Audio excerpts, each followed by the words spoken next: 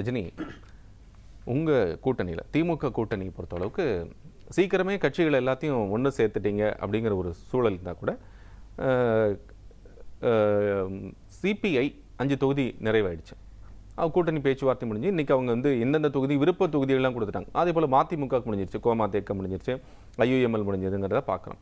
ஆனால் பிரதானமாக இருக்கக்கூடிய கட்சிகள் விசிகாவோ சிபிஎம்மோ தேமுதிகவோ அந்த கட்சிகளுக்கு இன்னும் முடிவு செய்யப்படலை அப்படிங்கிறத பார்க்க முடியுது. ஏன்? அதாவது நீங்களே சொல்கிறீங்க இத்தனை கட்சிகளுக்கு முடிவடைந்து விட்டது. நீங்கள் பேசுகிறப்ப கூட சொன்னீங்க 2 சுற்று 3 சுற்றுன்னு போயின்னு இருக்கு அப்படின்னு சொல்லி. எங்களுக்கு 2ஆம் சுற்று 3ஆம் சுற்றுன்னு அதிகாரப்பூர்வமாக அண்ணா அறிவாலயத்திலிருந்து தகவல் வருகிறது, பேச்சுவார்த்தை உட்காருது. நீங்கள் கிளியராக விஷுவலில் பார்க்குறீங்க. ஒரு கட்சிக்கு விஷுவலே இல்லை, எங்க பேச்சுவார்த்தை நடக்குதா பேச்சுவார்த்தை நடக்கலையா யார் தலைமையில் நடக்குது அப்படின்று ஒன்றுமே தெரியாத பிளாங்கா ஒரு கூட்டணி வந்து என்டிஏ கூட்டணி இன்னைக்கு எந்த கட்சி உறுதி செய்யப்பட்டிருக்கு.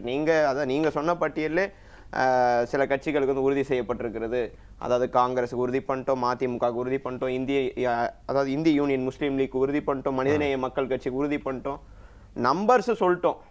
30ஆம் தேதி வேட்புமனு தாக்கல் தொடங்கவிருக்கிறது. அதற்குள்ளாகவே தொகுதிகள் பட்டியல், வேட்பாளர் பட்டியல் உட்பட எல்லாமே வந்துட போகுது. அப்போ எடப்பாடி பழனிசாமி என்ன சொன்னாங்கன்னா, நேற்று டெல்லியில் செய்தியாளர் சந்திப்பு போது என்ன சொன்னாங்கன்னா, 4 நாட்களில் நீங்கள் எதிர்பார்க்கக்கூடிய அனைத்துமே செட்டில் ஆயிரும், எல்லா தொகுதிகளுக்கெல்லாம் வேட்பாளர்களும் நம்ம கூடிய சீக்கிரம் அறிவிச்சிடலாம் அப்படின்னு சொன்னார். அதாவது ஐடி, சிபிஐ, இன்கம் டேக்ஸ், அந்த இடிலாம் ஒரு சம்மன் அனுப்புவாங்க டெல்லியிலேருந்து. சம்மன் அனுப்பிச்சா அந்த தேதிக்கு போய் ஆஜராகணும். அந்த ஆஜராகக்கூடிய வேலையை தான் எடப்பாடி பழனிசாமி அவர்கள் செய்து கொண்டு இருக்கிறார். இங்க தலைமை யாரு? அதிமுகன்னு சொல்றீங்க. அதிமுக தலைமையை நாடி பாஜகவை வர வைக்க வேண்டுமா, இல்ல தலைமையாக இருக்கக்கூடிய நீங்க போய் டெல்லி போய் வந்து ஃபைனல் பண்ணிட்டு வரணுமா? அப்போ உங்களுடைய கூட்டணி எதை நம்பி இருக்கு? அதாவது அதற்கு நம்ம அந்த 4 ஆண்டு ஆட்சியை பத்தி என்ன சொல்றாரு, அம்மா மறைந்த பிறகு 4 ஆண்டு கால அதிமுக ஆட்சி காப்பாற்றியதே பாஜக தான் சொல்லியிருக்காரு எடப்பாடி பழனிசாமி அவர்கள். அப்போ இவர் முழுமையாக பாஜகவிடம் அதிமுகவை அடகு வைத்து விட்டாரா என்று தெரியவில்லை. அதே மாதிரி 2014 மார்க்சிஸ்ட் கம்யூனிஸ்ட் கட்சியை கூட்டணியில் வச்சுக்கின்னு இந்திய கம்யூனிஸ்ட் கட்சியை கூட்டணியில் வச்சுக்கிட்டு அன்றைய முதலமைச்சர் அம்மையார் ஜெயலலிதா அவர்கள் 40 தொகுதியிலையும் வேட்பாளரை இது பண்ணிட்டாங்க, டிக்ளேர் பண்ணிட்டாங்க. அது வந்து கூட்டணி தர்மத்திற்கு எதிரானது. கூட்டணியில 2 கட்சியை வச்சுக்கொண்டு, அதாவது 2014 வேட்பாளர் பட்டியலே சொல்லிட்டாங்க. அப்போ திமுக அந்த மாதிரிலாம் எங்கேயும் நடக்க கிடையாது. திராவிட முன்னேற்ற கழகம் இன்னைக்கு கூட, நேற்றைக்கு எங்களுடைய தலைவர் அவர்கள் 9 மணி நேரம் உட்காந்து எல்லார்கிட்டையும் நேர்காணல் நடத்தி ஒரு தொகுதியாக நேர்காணல் நடத்தி தேர்தலுக்கு தயார்படுத்தி கொண்டு இருக்கிறார்.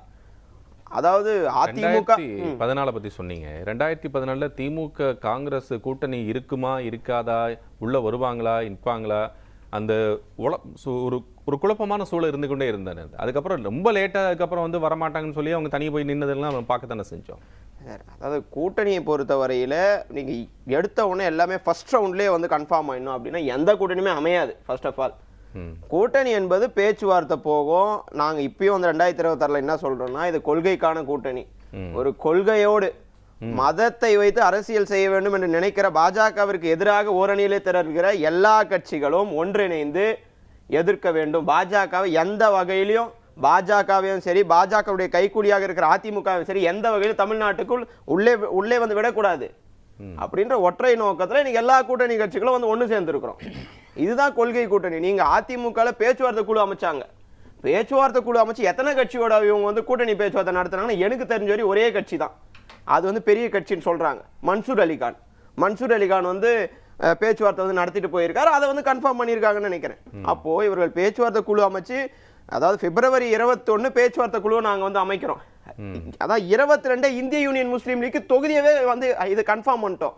அதாவது வந்து 2 தொகுதிகள்னு சொல்லிட்டு எவ்வளவு வேகம் எடுக்கிற திமுகவை பார்த்து, திமுக கூட்டணியில இழுபறி, இது வந்து ரொம்ப இழுபறியா இருக்கு அப்படின்னு சொல்றத நீங்க அதை பத்தி என்டிஏ கூட்டணியை பார்த்து தான் சொல்லணும். நீங்க அதுதான் அந்த கண்டிஷன்ல இருக்கு. ஆனால் இப்போ சிபிஎம்லேருந்து அந்த கட்சியினுடைய மாநில செயலாளர் சண்முகம் அவர்கள் சொல்லுகின்ற போது 3 சுற்று பேச்சுவார்த்தை நடந்திருக்கு, எங்களுக்கு ஆனால் கூட்டணி சிக்கல் இல்லை, ஆனால் நாங்கள் பேச்சுவார்த்தை தொடர்ந்து கொண்டது இருக்கிறோம், நாங்கள் கேட்கக்கூடிய எண்ணிக்கை குறித்து நாங்கள் பேச வேண்டியிருக்கிறது என்று சொல்கிறார். அப்போ சிக்கல் இல்லைன்னு சொன்னால், இப்போ ஐயுஎம்எலுக்கு நீங்கள் ஒதுக்கீடு செஞ்சுட்டேன்னு சொன்னீங்க, மனிதநேய மக்கள் கட்சிக்கு ஒதுக்கீடு செஞ்சுட்டேன்னு சொன்னீங்க, காங்கிரஸுக்கு 28 இடங்கள் ப்ளஸ் ஒரு ராஜ்யசபா சீட்னு சொல்லியாச்சு. இப்போ மற்ற முக்கியமான கட்சிகள் இருக்குல்ல, விசிகாக்கு ஒரு 3 தடவை சுற்று பேச்சுவார்த்தை நடந்தாச்சு. தமிழக வாழ்வுரிமை கட்சி கடந்த முறை ஒரு தொகுதின்றாங்க, பண்ருட்டி தொகுதியில். இந்த முறை அவர்கள் கேட்கக்கூடிய சீட்டு இல்லைன்னு அவர் தனது கோரிக்கையை வைக்கிறார். இப்போ இந்த கட்சிகளுக்கெல்லாம் ஒரு முக்கியமான இடங்கள் ஒதுக்கீடு செய்யப்பட வேண்டுமா வேண்டாமா?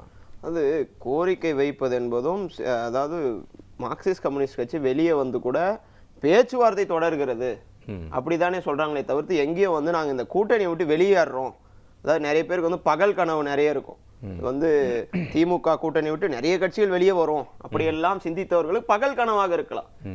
அதாவது பேச்சுவார்த்தை தொடர், நாங்கள் அதிகாரப்பூர்வமா 3 சுற்று பேச்சுவார்த்தைன்னு சொல்றோம். சரி, அதிமுக பாஜக கூட்டணியில இதுவரை 10 சுற்றுக்கு மேல போயிருந்தாலும் அதிகாரப்பூர்வமா வெளியே வரலையே.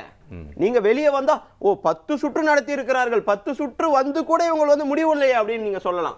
அதிகாரப்பூர்வமாக பேச்சுவார்த்தை கூட நடத்த முடியாத ஒரு கூட்டணி எதிரில் இருக்கு. நாங்க அதிகாரப்பூர்வமா அறிவிச்சு அண்ணா அறிவாலயத்தில் நடத்தி கொண்டு வருகிறோம். அதனால எந்த கூட்டணி கட்சியும் வெளியே போகணும், அதாவது வெளியே வரப்போகுது, அதெல்லாம் ஒரு பிம்பம் தான்.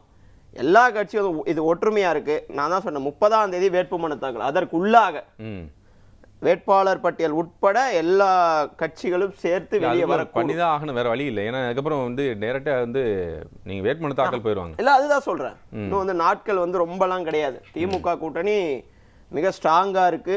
200 தொகுதிகளுக்கு மேல் வெல்ல வேண்டும் என்ற ஒரு இலக்கோடு பயணித்து கொண்டு வருகிறோம். 2021ல 200க்கு மேல வெல்வோம் அப்படின்னு கணிச்சோம். ஆனா இப்ப ஸ்ட்ராங்கா சொல்றோம் 200க்கு மேல் வெல்வோம். நிச்சயமாக 200 தொகுதிகளுக்கு மேல் திராவிட முன்னேற்ற கழகம் மற்றும் கூட்டணி கட்சிகள் இணைந்து வெற்றி பெறும் என்ற ஒரு நம்பிக்கையில் திமுக கூட்டணி பயணிக்கிறது. ரஜினி, என்ன முரண் என்னதுல அவங்க பேசினதுல? இல்ல என்ன முரண்னா, இவரு அண்ணன் ரஜினிகாந்த் எதிர்கட்சி தலைவர் அதாவது டெல்லிக்கு போனது சட்டம் ஒழுங்கை பத்தி பேசினாரு, பெண்கள் பாதுகாப்பு பத்தி பேச போயிருப்பாரு. அண்ணனும் சொல்றாரு, அக்காவும் சொல்றாங்க. ஆமா போயிருப்பாரு. ஐயா சிவி சண்முகம் தெரியாத பேசிட்டாரு.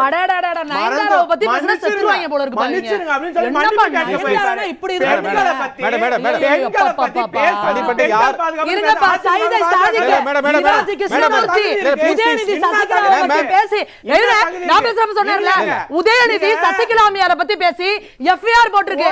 உதயநிதியை மன்னிப்பு கேட்க சொல்லுங்க. யார் தனிநபர்களை பத்தி பேச வேண்டாம். அப்புறம் இவர் சொல்றாருங்க சிவி சண்முகம் மன்னிப்பு கேட்டாரு. சிவி சண்முகம் மன்னிப்பு கேட்டாரு. பேசி உங்களுக்கு அருகதையே கிடையாது. அண்ணன் அதுக்கப்புறம் சொல்றாரு கால்ல விழுந்துட்டு வந்தாங்க, டெல்லிக்கு போய் கால்ல விழுந்துட்டு வந்தாங்கன்னு சொல்லி. இந்த மாதிரி இதெல்லாம் அந்த வார்த்தையை கத்து கொடுத்ததே. அதாவது யார் பண்ணாலும் டெல்லில போய் கால்ல விழுறாங்க, டெல்லில போய் கால்ல விழுறாங்க. ஒருத்தர் பேச சொல்றேன். சிதம்பரம் கால்ல விழுந்து கூட்டணி அமைச்சீங்க. நீங்க கால்ல விழுந்து கால்ல சிதம்பரம் கால்ல விழுந்து கூட்டணி அமைச்சீங்க. யார் கால்ல விழ கிடையாது. இல்ல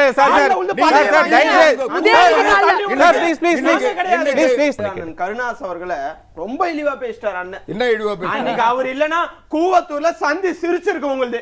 அவரு உங்களுக்கு ஓட்டு போடுறதுக்கு அன்னைக்கு ஆள் வேணும். ஆளை வந்துட்டு அதான் அவர்கிட்ட நீங்களா பயனடைஞ்சிருவீங்க. அவர் கையில நீங்களாவது கூப்பிடுவீங்க.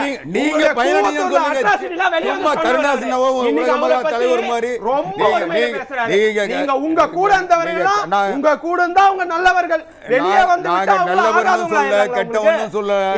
நாங்க பார்த்து சீட்டு கொடுத்தோம், நாங்க எங்க சின்னத்தை நிக்க வச்சோம்.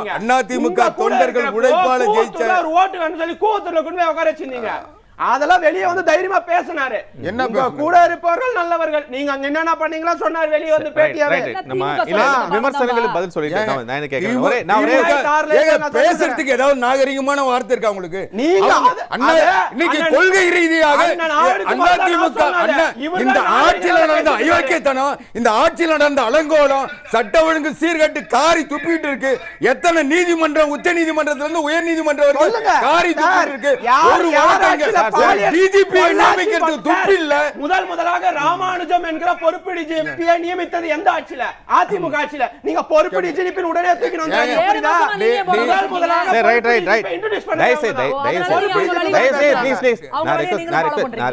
மீண்டும் ரெக்வெஸ்ட் பண்ணிக்கிறேன். இவ்வளவு பேசுறாங்கல்ல 5 வருஷம் ஏன் நேரமா ஒரு நேரமா அவர் நேரத்துல அமைதியா தான் இருந்தார். நிறைவு செஞ்சிருவோம். நம்ம நான் உங்ககிட்ட ரஜினி அதான் உங்ககிட்ட வரேன். நான் கூட்டணியில் இருக்கக்கூடிய குழப்பங்கள் அல்லது இந்த போன்ற வெளியே இருக்கக்கூடிய தெரியக்கூடிய சிக்கல்கள் எப்போது நிறைவுறும் அதை மட்டும் சொல்லி நிறைவு செய்யும் சார். எந்த சிக்கலும் இல்லை சார் திமுக கூட்டணி.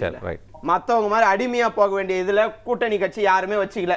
ஆமா அவங்க வந்து வாயை திறக்க மாட்டாங்க, ஏன்னா வாயை திறக்க கூடாதுன்னு மேல் இடத்துல இருந்து உத்தரவு. அந்த மாதிரிலாம் நாங்க எந்த உத்தரவு கூட்டணி கட்சிகளுக்கு போட்டு நீங்க பிரஸ் மீட் தராதீங்க, பிரஸ் மீட்ல வந்து தப்பி தவறி கூட ஒரு வாரத்தை கூட விட்டுறாதீங்க அப்படின்னு சொல்லி எந்த கூட்டணி கட்சி நாங்க கட்டாயப்படுத்தலாம் வச்சுன்னு சார். திரு தினகரன் பிரஸ் மீட் பண்றாரு, திரு அன்புமணி பிரஸ் மீட் பண்றாரு, எடப்பாடி அவர்கள் சாணக்கியா சேனல்ல வந்து எல்லாருமே என்ன சொல்றாரு தினகரன் என்ன சொன்ன திரு நைனா நாகேந்திரன் என்ன சொன்னார்னா, அவங்க இருக்கக்கூடிய கட்சிகளை நாங்களும் கேட்போம், நாங்க கேட்கிற இன்னொருத்தவங்க கேட்பாங்க, அதெல்லாம் இருக்கிறதா, இதுல எந்த சிக்கலும் இல்லையே. நாங்கள் பாஜகவிடம் தொகுதி உடன்படிக்கை செய்து கொள்வோம் சொன்னது அண்ணன் தினகரன் அவர்கள். அதே மாதிரி வந்து அண்ணன் டிடிவி அவர்கள் எங்களோடு இருப்பவர்கள் மினிஸ்டர் ஆகலாம்னு சொல்றாரு. அதெல்லாம் அதிமுக ஒத்துக்கும். மினிஸ்டர் ஆக இருக்குன்னு விருப்பம் எனக்கு இருக்கு, நான் கண்டெஸ்ட் பண்ணலன்னு சொன்னார். அதுதான் அவர் யாரை நம்பி அங்க இருக்கிறார்? அதிமுக நம்பி இருக்காரா? பாஜக நம்பி அங்க அவரு அங்க இருக்காரு. ஆனா இங்க இருக்கிற எங்களுடைய கூட்டணி கட்சிகள் திமுகவுடைய தலைமையில தான் இருக்கு. அத தலைமையே யாருன்னு தெரியாத கூட்டணி கட்சி வச்சு அதே தினகரன் அவர்கள் வந்து என்ன சொன்னாங்க, நாங்க ரெண்டு பேரும் அண்ணன் தம்பிகளுக்குள்ள இருக்கக்கூடிய பிரச்சனை, எங்க ரெண்டு பேரும் பேசி தீர்த்துட்டோம், ஒன்னும் பிரச்சனை இல்லையே அப்படின்னு தானே சொன்னாரு. அதாவது அதிமுக 4வது இடத்துக்கு தள்ளப்படும், அதுவும் முந்தானத்து. இன்னைக்கு நாங்கள் அண்ணன் தம்பிகள், இந்த கூட்டணி தமிழ்நாடு மக்கள் ஏத்துப்பாங்களா? சரி, எல்லா கூட்டணியும் குழப்பம் இல்ல, சிக்கல் நீங்க எல்லா கூட்டணியும் முந்தானத்து 4வது இடம், அடுத்த நாளே நாங்க வந்து ரெண்டு பேரும் 10 நாளைக்கு முன்னாடி காங்கிரஸ் திமுக என்ன பேசிட்டாங்க? இந்த முரணில்லாத பேச்சுவார்த்தை வந்து முரணில்லாத பேச்சுவார்த்தைன்னு சொல்லிட்டு நம்பர் ஃபைனல் ஆயிட்டு இருக்கு. இல்ல நான் ஒரு தொகுதி கூட ஃபைனல் ஆகாத கூட்டணி எது? அந்த கூட்டணில இழுபறி இருக்கு. எங்க கூட்டணில இழுபறி கிடையாதுன்ற நானு.